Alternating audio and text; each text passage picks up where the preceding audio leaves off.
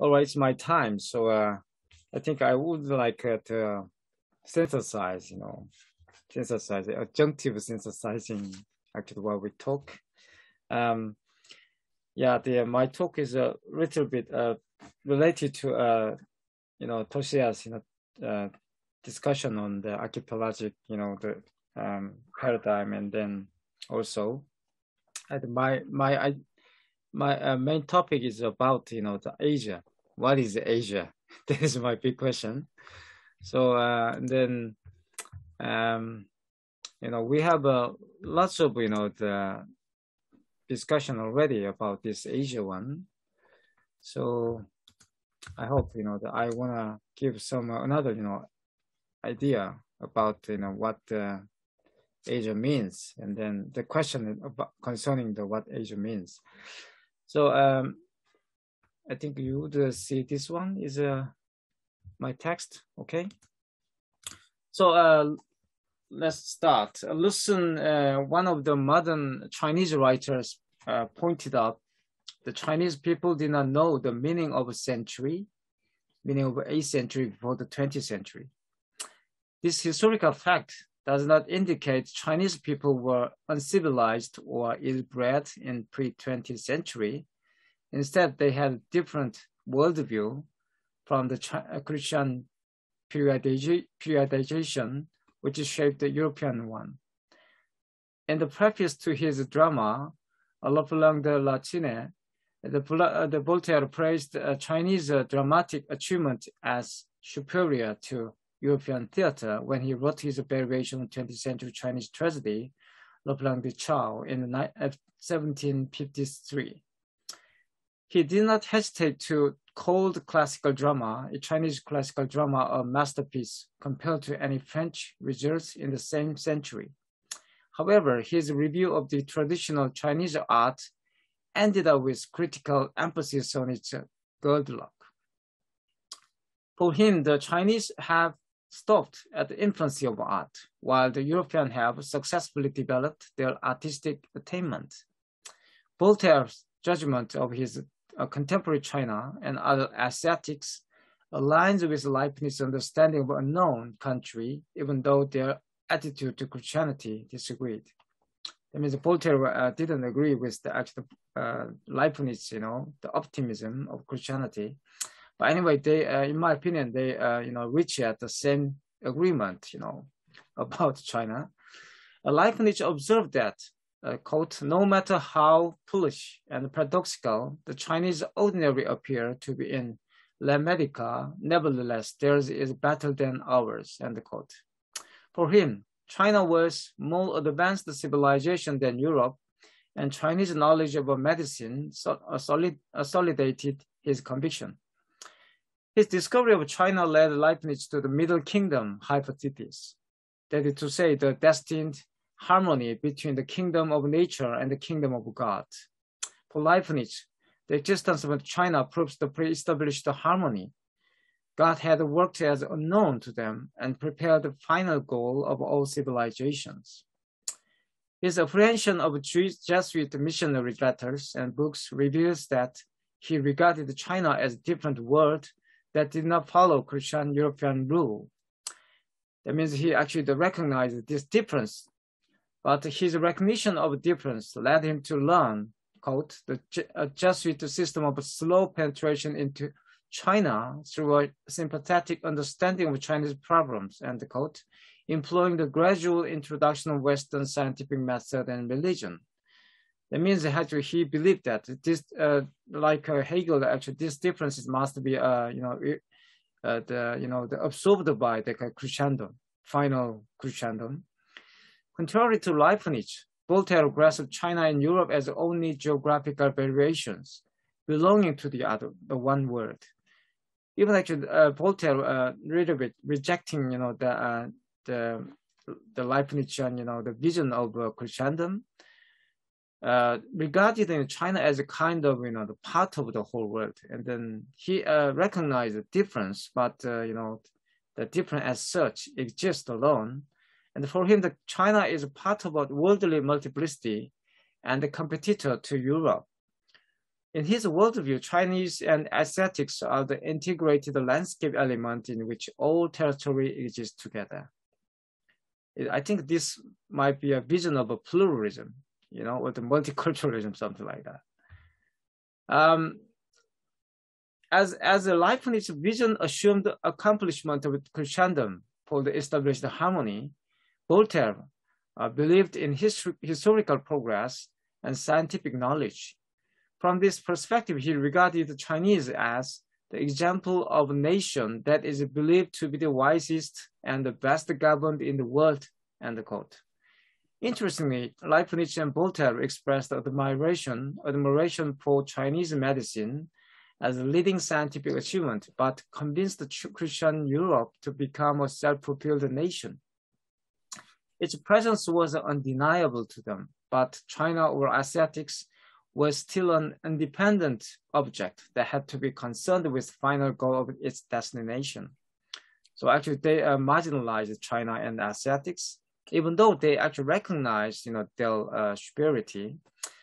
That means Europe, gonna, gradually turn to be, the country where some, the people like Chinese and Asiatics.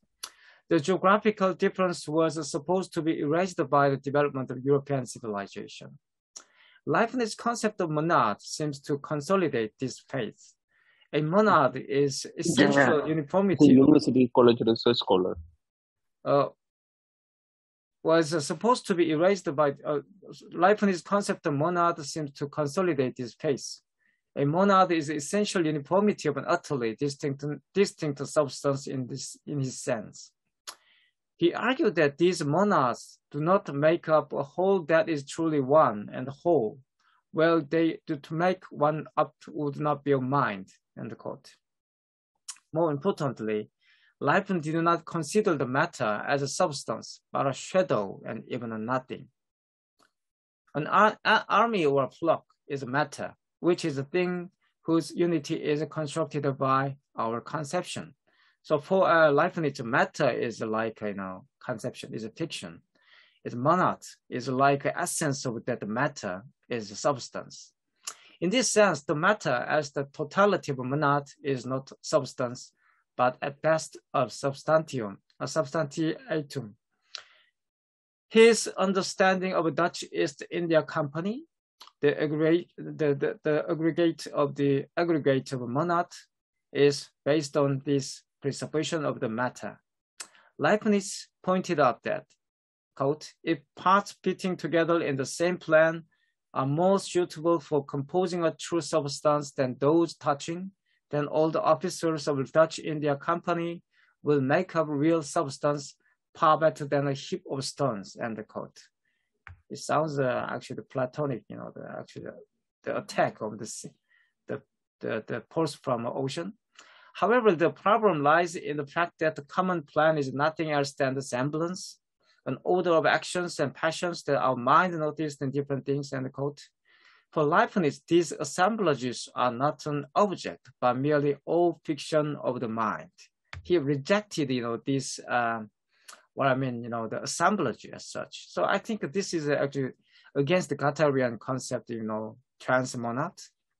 Leibniz's approach to the Dutch East India Company remains around today's appreciation of Asia.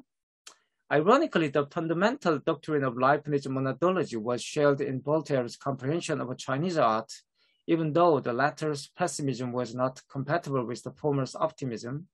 They agree with the conviction that the law of nature rules the world.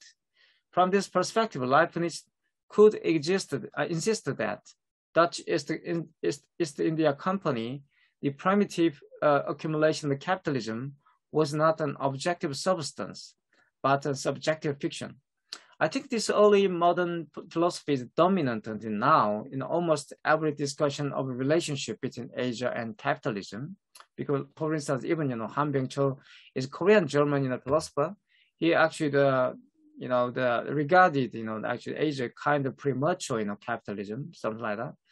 And most of the discussion simply see Asia through Leibniz's concept of monad. Is it true that Asia does not exist as an object? Of course not. As a single entity, Asia has lived by this time since its birth. Now then, the problem of explaining this objectiveness of Asia remains. Against the Leibniz argument, Graham Harman suggests an ontological interpretation of first the multinational joint stock company, Dutch East India Company. The early modern corporate model of the integrated global supply chain transformed Asia fundamentally when Leibniz and Voltaire discovered China.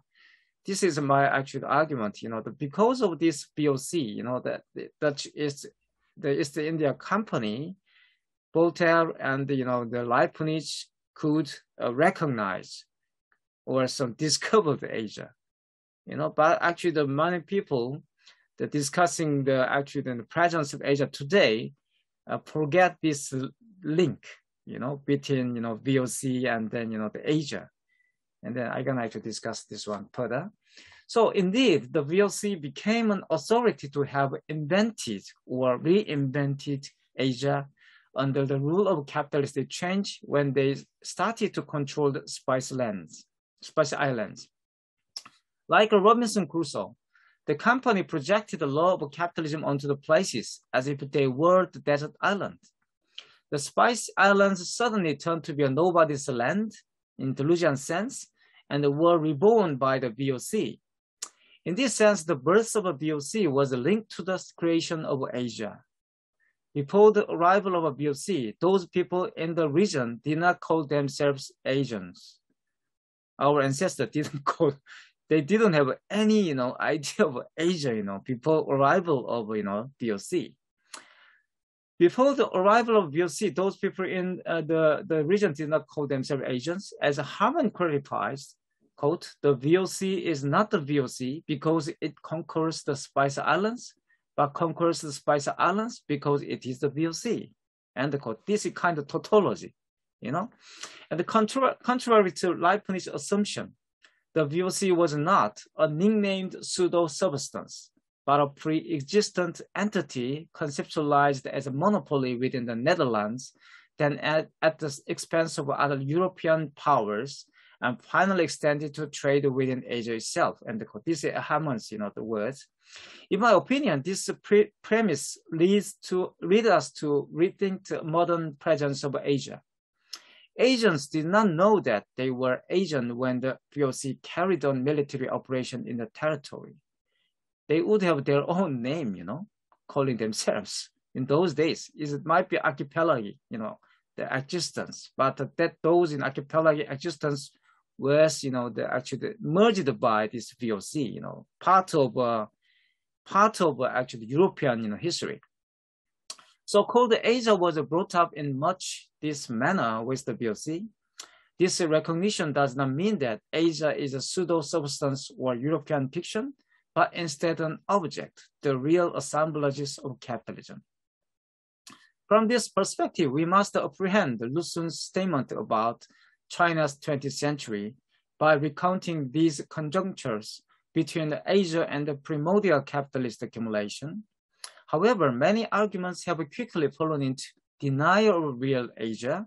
For instance, some Western critics, including Han Byung-chul, try to explain why the early control of COVID pandemic in the countries such as China, Taiwan, and South Korea was successful by observing the Confucian culture in Asia.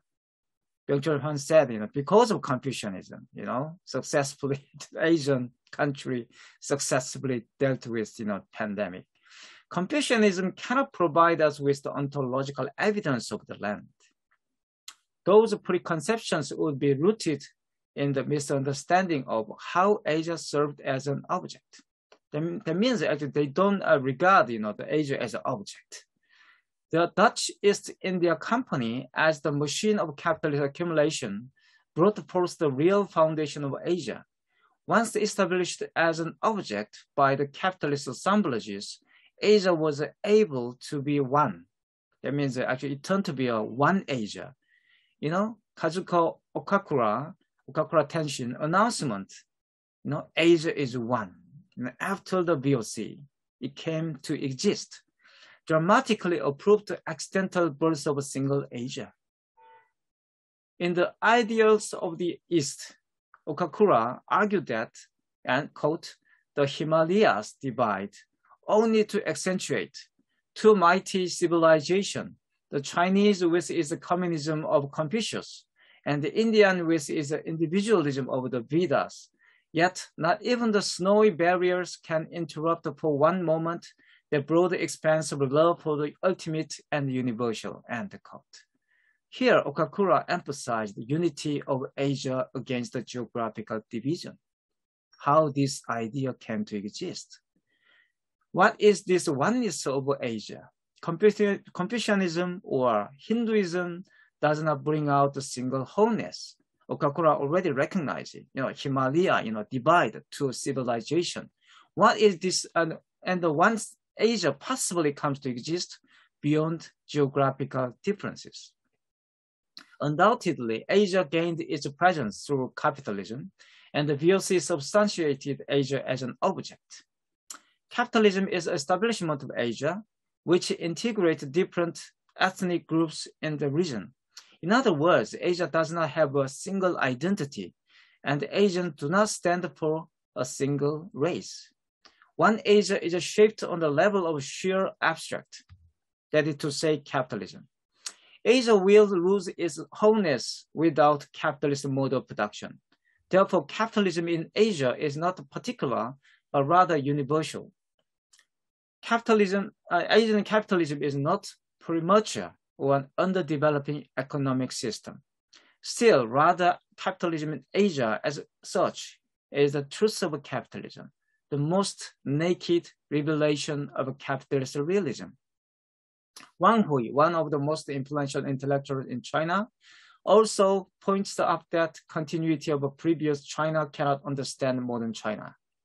What made a break between the old China and the new China was the Chinese Revolution in 1911. That is what actually Wang Hui argued. And then through this perspective, he tried to rewrite the whole world history. He regards the Xinhai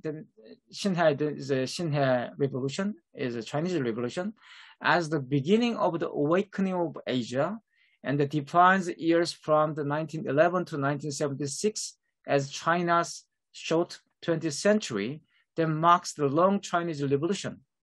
His concept of China's short 20th century is counter-discourse to Eric Hobsbawm's periodization. In Age of Extremes, Eric Hobsbawm proposed the term the short 20th century to describe the extreme experiences of the century. The period refers to the 78 years between 1914 to 1991, commencing with the First World War and ending with the collapse of the Soviet Union. Wang intends to rewrite the Eurocentric historiography of modernity. He aims to bring forth an alternative perspective to the normative approach to China, and is more likely to reveal another layer hidden in Leibniz and Voltaire's understanding of China under the Christian axiomatics. However, Wang's problem lies in his identification of China with Asia as such, against archipelagic imagination or archipelagic existence. China's 20th century cannot be indistinguishable from Asia's 20th century.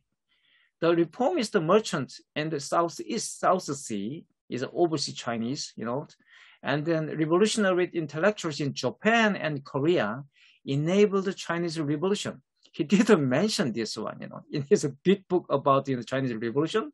He didn't mention this support from South and Japan and Korea.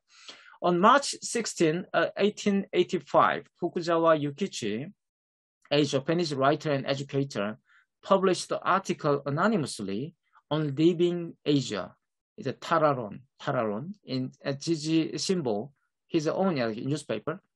In the short article, the Japanese entrepreneur insisted that once the wind of Western civilization blows to the east, every blade of grass and every tree in the east follow what the Western wind brings.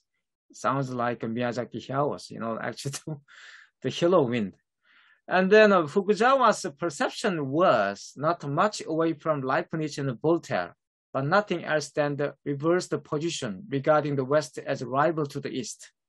His thought relied on the principle that civilization ultimately means the progress of man's knowledge and virtue, end quote. This belief led him to see Western civilization and enlightenment as a natural law, like Voltaire and Leibniz. From this perspective, Fukuzawa diagnosed the China and Korea as ugly adjacent countries that hindered improvement of Japan's reputation in the world, in particular as Europe, and concluded that these two countries cannot survive an independent nation with the onslaught of Western civilization to the east, end quote. In his viewpoint, the only way to save these two neighbors, the China and Korea, from their incompetence is the massive reform that changes their governments and their people's spirit, but it is more likely that such a transformation would never happen. The early modern Japanese intellectuals, Fukuzawa Yukichi's analysis, ended with the Pictian plea to the Japanese people. It's like a Pictian plea. And Japan should leave the ranks of Asian nations and cast out our lot with a civilized nation, the West, end quote. But you should know that actually that there are lots of misunderstandings. Fukuzawa argued that Japan must transform to a Western-like a country. It doesn't mean that. It mean that he insisted we should escape from or leaving Asia. It doesn't mean actually we're gonna be in a country like Europe, overcome that Europe. That is Fukuzawa's idea. Europe also has a problem, and that we should overcome, Europe by using that kind of European technology. So Fukuzawa's notion of leaving Asia did not mean Asia must be westernized or become another West. Today's Dugin, all right? Alexander Dugin insists the same thing, all right? Western technology necessary, but the Western spirit is corrupted. We must create our own spirit. That is Fukuzawa's message. So instead, his address urged Japan to be a leader to reinvent Asia by abolishing the feudalistic regime in other Asian countries. This idea of leaving Asia was the ground of Pan-Asianism, very ambiguous ideology, both fascism and communism together, Pan-Asianism. And then for this reason, Fukuzawa and other Japanese reformists, such as Oi Kentaro and Miyazaki Torazo, supported the Republic Revolution in China and Japan. That is a little bit, support, to actually Chinese Revolution, but one who didn't mention, this actually hidden history. Despite its logical paradox, the contradictory motives and the tactics to defeat the West by pro-Western chauvinism, this is a quite interesting Asian fascism, okay? Fascism against fascism.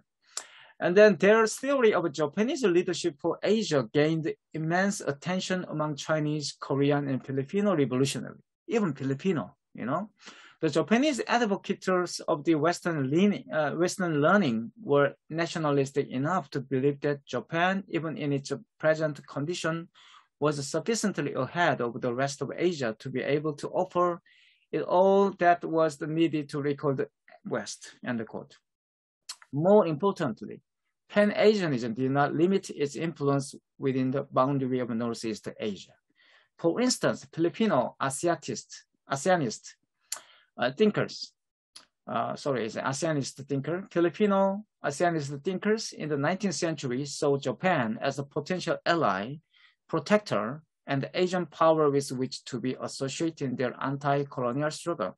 I think the same thing happened in Korea as well. The radical legacy of Pan-Asianism resonated with the Communist International in the colonial period and the non-alignment movement during the Cold War era after the Second World War. This ideological backdrop paved the way for the Philippine Revolution in 1895 before the Chinese Revolution. So actually, when we argue, actually the Chinese Revolution is the beginning of Asian awakeness. But actually, before Chinese Revolution, there was Philippine Revolution. Of course, it was failed. But to be sure, China's 20th century is a part of a long revolution in Asia, which cannot be reduced to the order of nation states. As one admits, China has never been a nation state, but one of the participants in the birth of Asia as an object. In other words, Asia is not a Leibniz sense of shadow or nothing, but the light of an object, the absence of darkness. As Fukuzawa implied, the doctrine of modern Asia was not Confucianism, but Faustian technology. In 1919, shortly after the First World War, Paul Valéry wrote an open letter, The Crisis of the Mind, about this disillusionment of European civilization. He declared that, quote, she felt in every nucleus of her mind that she was no longer the same, that she was no longer herself, that she was about to lose consciousness, or consciousness acquired through centuries of unbearable calamities by thousands of men of the first rank from innumerable geographical, ethnic, and historical coincidences, end quote. However, he also emphasized the more vigorous rebirth of Europe's soul than before if the right decisions were made throughout suffering crisis. 12 years later than the Valéry's letter, Oswald Spengler published a little book, Man and Techniques, when another world war was approaching. In his consideration of techniques as a European legacy, he argued that, quote, instead of keeping strictly to itself the technical knowledge that constituted their greatest asset, the white peoples complacently offered it to the world, and then the Japanese became technicians of the first rank, and their war against Russia, they revealed the technical superiority from which their teachers were able to learn many lessons, end quote. For Spengler, the crisis of European civilization was the universalization of technology, and consequently, the beginning of the exploited world's revenge on its masters. Like Valéry, his solution to his decline of Europe, the Faustian civilization, was a revival of a spiritual need rather than the Faustian techniques, not its economic consequence, but its victories. He criticized the machine technology, which will quickly approach its dead end, and insisted that Europeans pursue better short life, full of deeds and glory than long and empty ones against this universal unification of technology. Valéry's and Spengler's thoughts on European crisis concerning technological globalization, mainly accelerated by technological diffusion and spread of technology across the borders, mirrored Fukuzawa's claim of technological universalism. In this sense, Asia was the double image of the West, brought up by the lightness of Faustian civilization.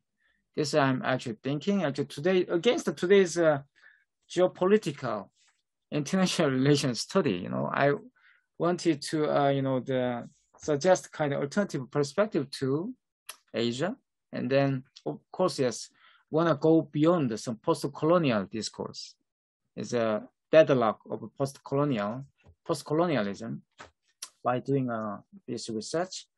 So I didn't have any where to go, what kind of idea we should actually bring out. I think the Toshiya's, the discussion will give us some sort of or some inspire me kind of conclusion, what kind of Toshiya's argument is about archipelagic, imagination is definitely, that is, in my opinion, actually the practice of schizoanalysis, schizoanalytic, the, approach to Asia would, give us some alternative vision of future, or some like the overcome the problem of, the capitalism, which was already, laid down, since the, the Dutch Indian, the East India, company. That's I'm thinking. So we should actually cut this, history, and then we need another fiction. Okay, thank you very much.